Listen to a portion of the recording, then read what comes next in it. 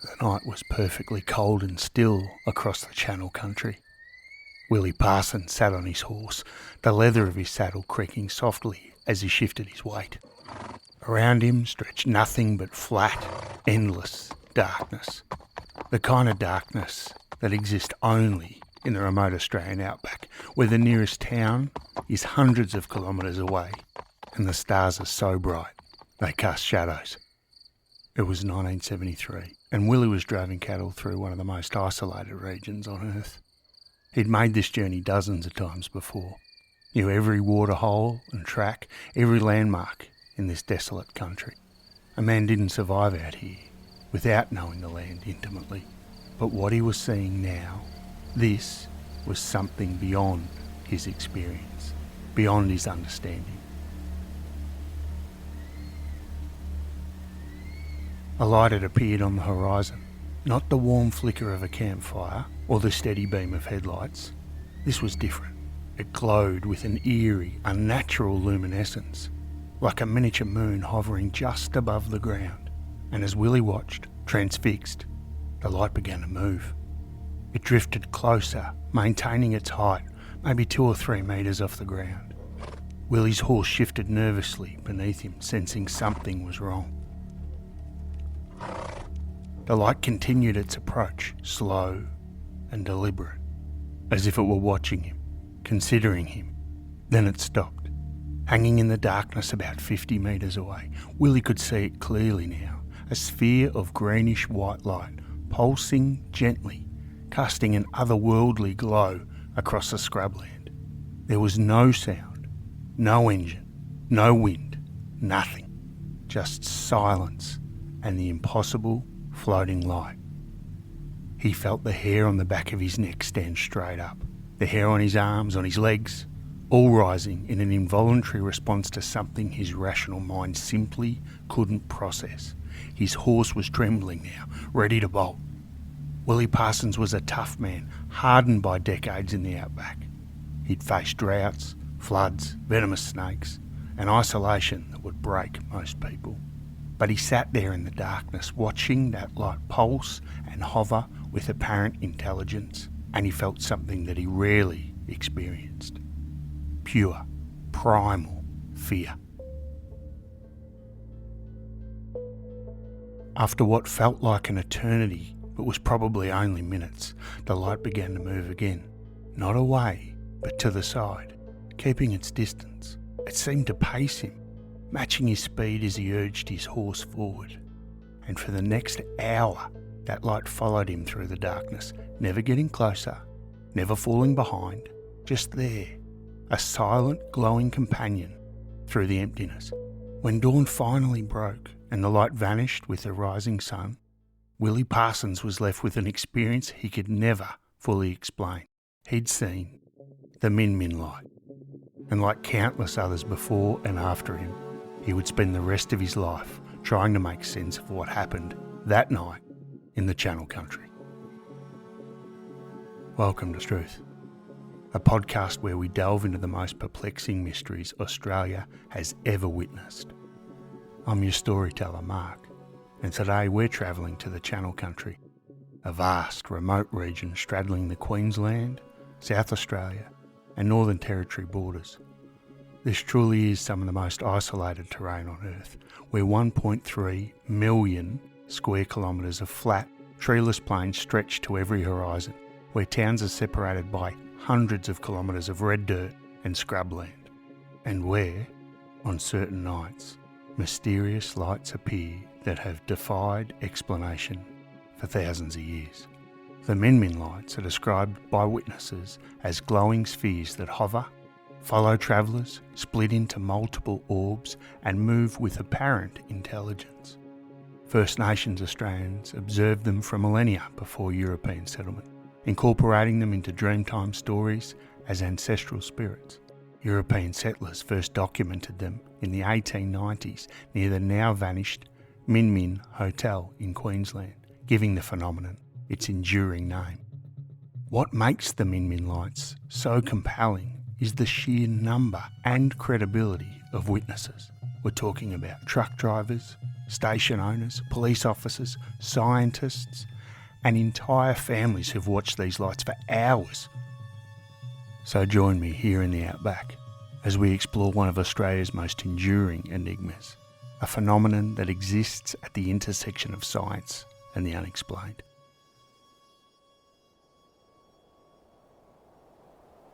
Long before Europeans named them, long before the Millennia Hotel even existed, the lights were known to the First Nations peoples of the Channel Country. The Mitakudi and Mayawali peoples around Boulia, the Kalkadoon near Mount Isa, and the Naluma in the Pilbara region of Western Australia all had observed these mysterious lights and woven them into their understanding of the world. The Dreamtime story, collected by June Barker in Gadi Marabuka, tells of a time before stars existing in the night sky. In this ancient time, darkness ruled the earth, and with it came fear. A young boy named Dundi, brave beyond his years, stood in the open darkness and called out 3 times, "I am not afraid. I am not afraid. I am not afraid." In response, a big round ball of fire descended from the sky, acknowledging his courage. This story, passed down through countless generations, connects the lights to creation time itself, to courage, transformation, and the eternal dance between darkness and light. First Nations interpretations are sophisticated and multifaceted. The most common understanding across multiple groups is that the lights represent spirits of ancestors. Dr. Curtis Roman, a First Nations researcher who has collected stories about the phenomenon, notes that many reported sightings occur near bodies of water or where water once existed, suggesting a connection to sacred water sites.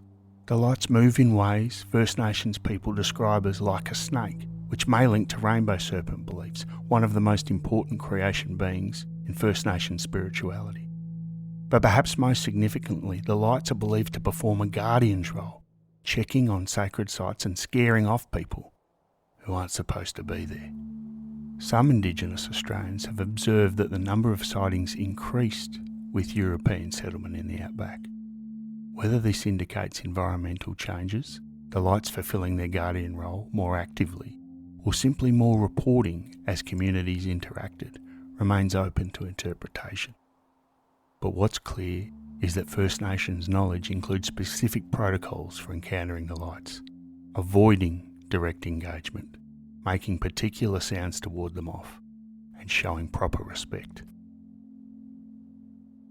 For European settlers pushing into the outback in the late 1800s, the lights were an entirely new phenomenon, frightening and inexplicable.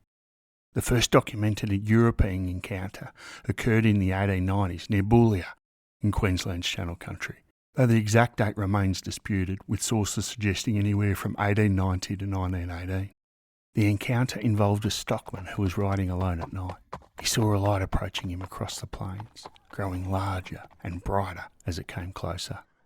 Terrified, he spurred his horse and fled. The light followed him, keeping pace regardless of his speed, maintaining the same distance behind him. By the time he reached the Boulia police station, he'd broken into a cold sweat, describing himself as terror-stricken. The police officer who took his statement was initially sceptical until others began reporting similar experiences.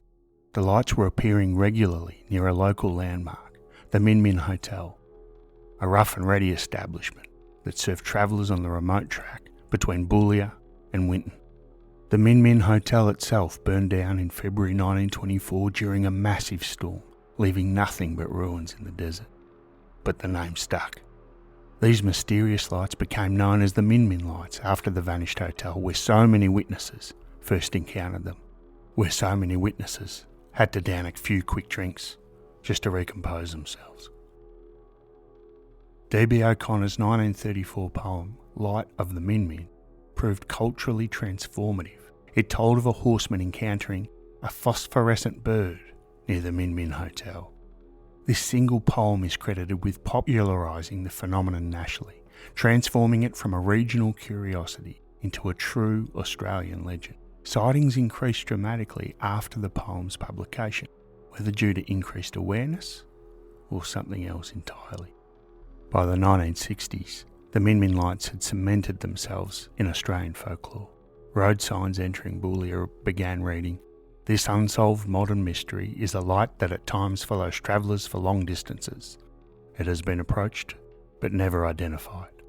The road between Boulia and Winton was named Min Min Way in honour of the phenomenon, but folklore status didn't diminish the genuine fear and confusion the lights inspired in those who encountered them. As more Australians ventured into the remote outback, the witness accounts multiplied, each adding new details to the mystery. What makes the Min Min lights so compelling is not just that people see them, but how consistently witnesses describe experiences that seem to defy conventional explanation. Over decades, a pattern has emerged from hundreds of witness accounts. A pattern that suggests something genuinely unusual, whether natural or otherwise. Genevieve Hammond runs the Desert Sand Motel in Boulia. She's a practical woman, not given to flights of fancy, and she's heard plenty of Min Min stories from travellers passing through. But hearing about them and seeing them are two very different things. It was during a camping trip on a remote cattle station that Genevieve and her husband John had their encounter. They were sitting by their campfire, enjoying the vast silence of the outback night, when John noticed something odd on the horizon. A light, not a star. This was larger, closer, and moving. As they watched, the light revealed itself as a greenish oval shape, blurry around the edges, bobbing up and down perhaps a metre or two above the ground. It moved very slowly to the left, then came back on itself, as if pacing back and forth. They watched it for about 15 minutes, trying to rationalise what they were seeing. Could it be a neighbour? They wondered aloud. A car? Maybe someone's out checking on stock. But the nearest homestead in that direction was 120 kilometres away. There were no roads where the light appeared, no reason for anyone to be out there in the middle of the night. The next day, curious and determined to solve the mystery, John drove to the location where they'd seen the light. He searched the area carefully, looking for tyre tracks, a campsite, any sign of human presence. But there was nothing. The red earth stretched away unmarked, the spinifex grass undisturbed. Whatever they'd seen had left no trace. It couldn't have been anything else, Genevieve concluded. There's no other explanation. It was a Min Min light.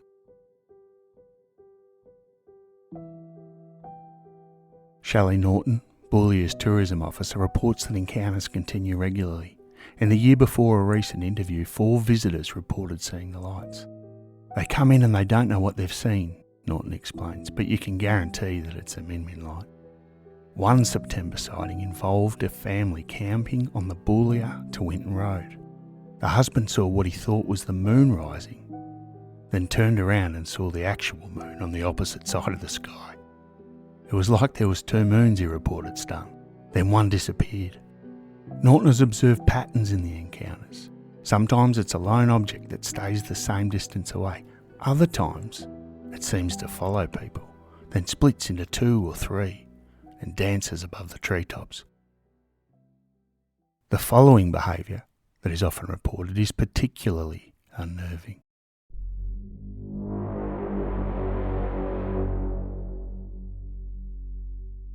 In July 2018, Paul and Jane Hotchkiss were driving near Peak Creek when a light began pacing their vehicle. No matter how fast or slow they drove, the light maintained its position beside them. For 50 kilometres, that light kept them company before finally veering off and disappearing into the darkness. Marcia Pacton's experience at the Boulia Caravan Park at 5:35am on July the 3rd, 2017, captured a different emotional response. Unlike many witnesses who feel fear, Paxton felt privileged. "I'm amazed that both John and I have seen a Min Min," she said. "I hope it's lucky and wonder why we were chosen to see it." She even managed to photograph what she saw, though like most Min Min photographs, the image shows only an indistinct glow, nothing like the vivid, structured light her eyes perceive. Daniel Parsons had a particularly poignant encounter in 2015. He was travelling through the outback with his father when they saw a light that his father recognised immediately. "I've seen that before," his father said quietly. It was the same type of light he'd witnessed 42 years earlier in the exact same region. 2 generations, separated by 4 decades, witnessing the same inexplicable phenomenon in the same remote location. The variety of descriptions is striking. Some witnesses see single lights, others see multiple lights dancing around each other. Colours range from greenish white to orange to reddish purple. Some lights hover stationary, others bob and weave, some follow at a distance. Others approach close enough that witnesses can see details, though they can never quite reach them. But what is consistent is this sense of interaction, the feeling that these lights aren't just random phenomena, but something that responds to human presence. Witnesses describe the lights as playful, curious, and even intelligent. They retreat when approached. They follow when you flee. They seem to toy with observers, maintaining just enough distance to remain mysterious. December 18, 2022, 1:17 a.m. In Arindu, approximately 50 kilometres south of Strewth, Queensland, Michael was camping with a friend under the vast canopy of outback stars, the kind of pristine darkness that exists only in remote Australia, where artificial light pollution is hundreds of kilometres away. He was lying on his swag, chatting with his mate, when something streaked across the sky. A red light, moving at incredible speed, shot overhead and disappeared. Space debris, Michael thought. The International Space Station perhaps, or a satellite. He mentioned it to his friend and thought nothing more of it. But then the light returned. And this time, it moved slowly, deliberately. It descended from the night sky, lowering itself until it hovered directly overhead. Michael sat up, his casual dismissal evaporating into something closer to disbelief. The light hovered for approximately 2 minutes, long enough for the initial shock to fade, long enough for doubt to creep in, long enough to wonder if this was really happening. Then Michael snapped out of it and remembered his phone. He fumbled for it, hands shaking slightly as he activated the camera. By the time he was recording, the object had begun its transformation. The light transitioned through colours, purple, green, red, each shift smooth and deliberate. Then it radiated bright white light, not like a bulb switching on, but like something internal, becoming visible. The footage Michael captured would later be examined by journalist Ross Coulthart, who specialises in investigating unusual phenomena. Coulthart verified the metadata, confirmed Michael's technical expertise, and concluded that the footage was unlikely to be fabricated. Here was a modern witness, with modern documentation, capturing something that defied easy explanation.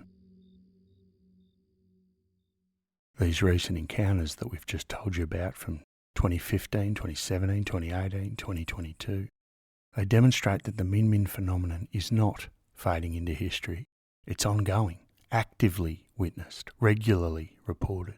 In an age of smartphones and instant documentation, when everyone carries a high-res camera in their pocket, the lights continue to appear. And yet here's the paradox.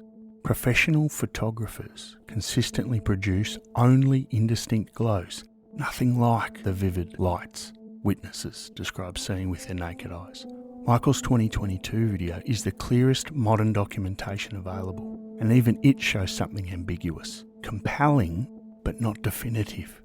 Some interpret this photographic elusiveness as supporting the mirage explanation. Atmospheric refractions are notoriously difficult to photograph and appear differently to eyes versus cameras.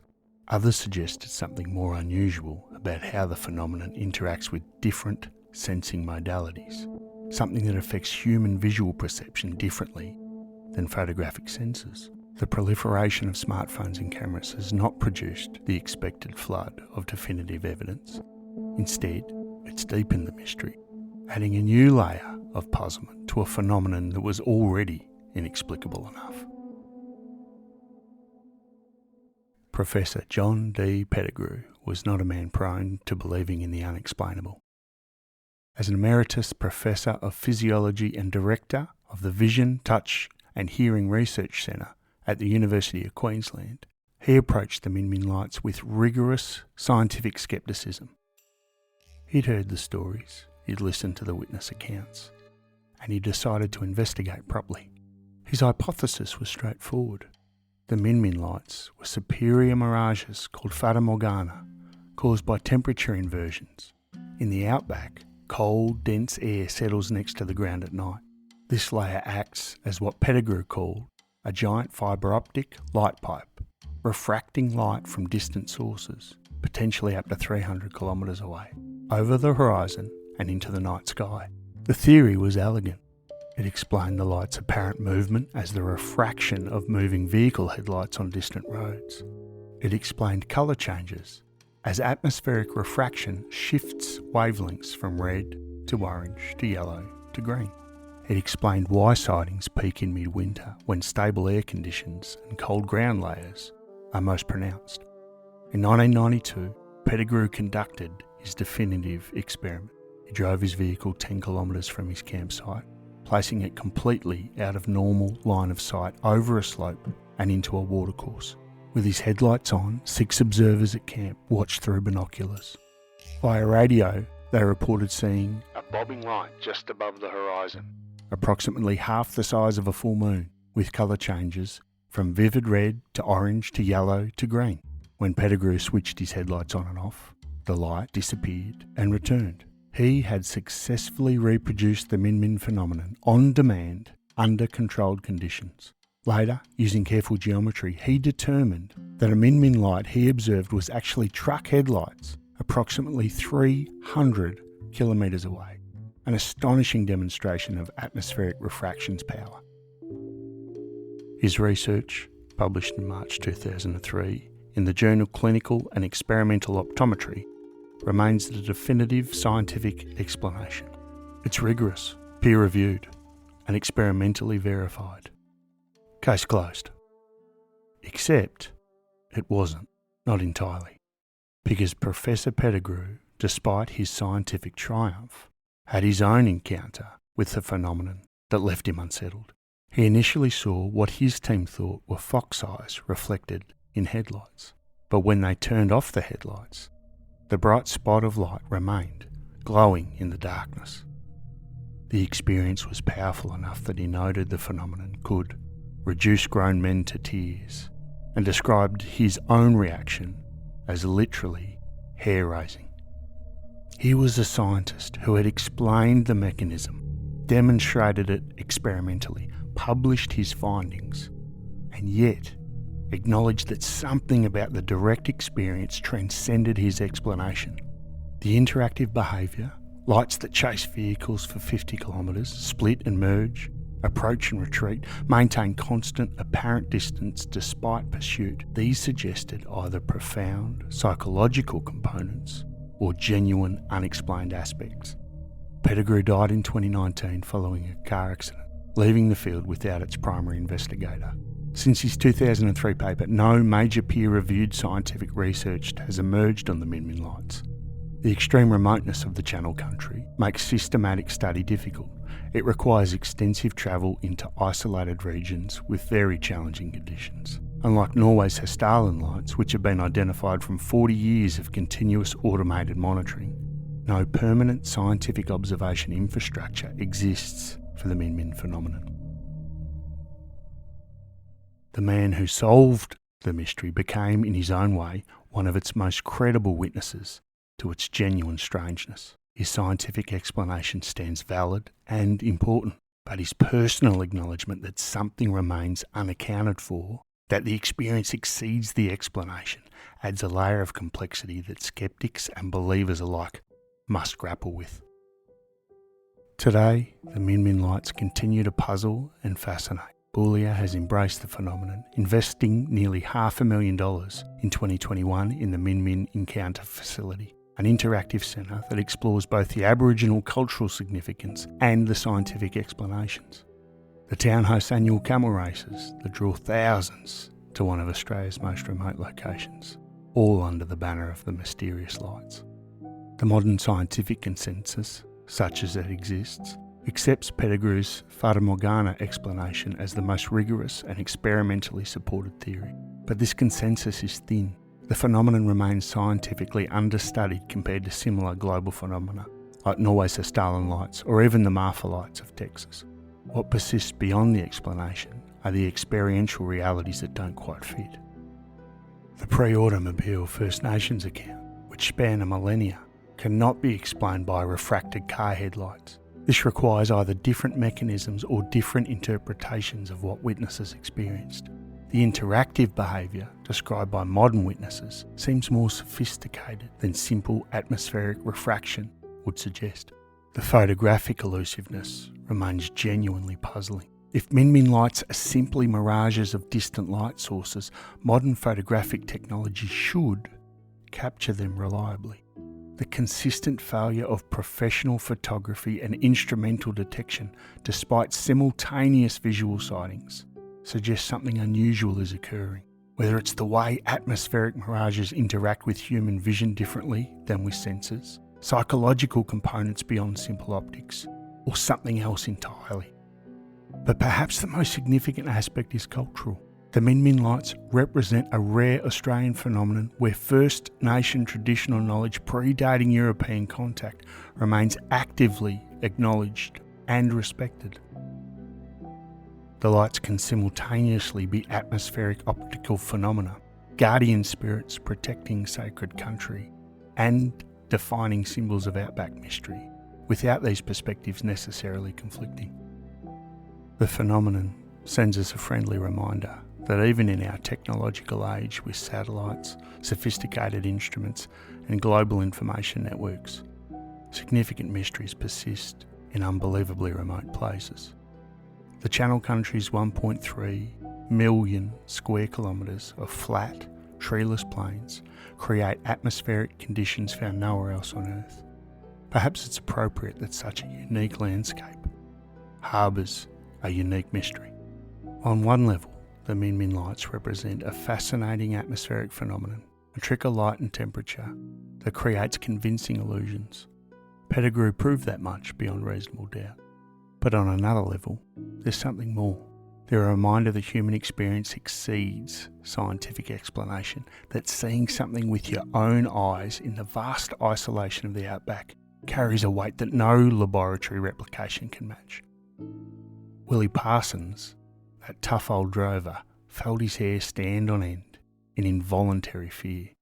Professor Pettigrew, the scientist who explained it all, admitted the experience was literally hair-raising. And Michael documented it on video but couldn't quite capture what his eyes saw. Genevieve and John watched for 15 minutes and found nothing where the light had been.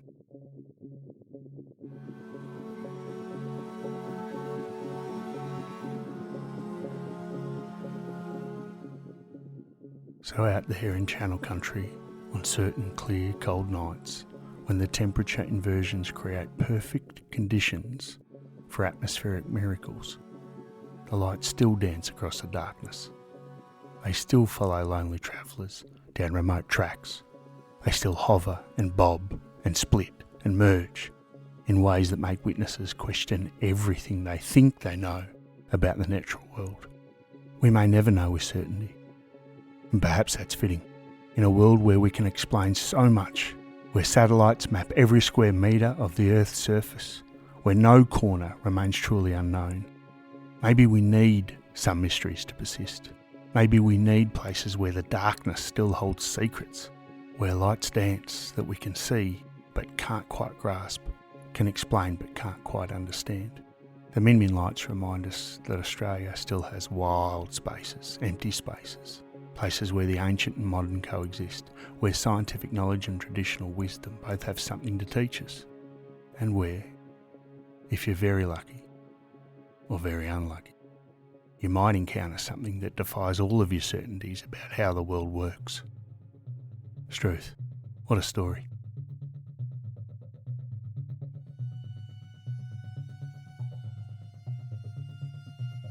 Thanks very much for listening. And if you enjoyed science not being able to fully solve a mystery, make sure you join us next week when we head to Gyra, and Australia's most famous poltergeist case. But until then, remember that sometimes the most compelling mysteries aren't the ones we solve, but the ones that remind us how much we still don't understand.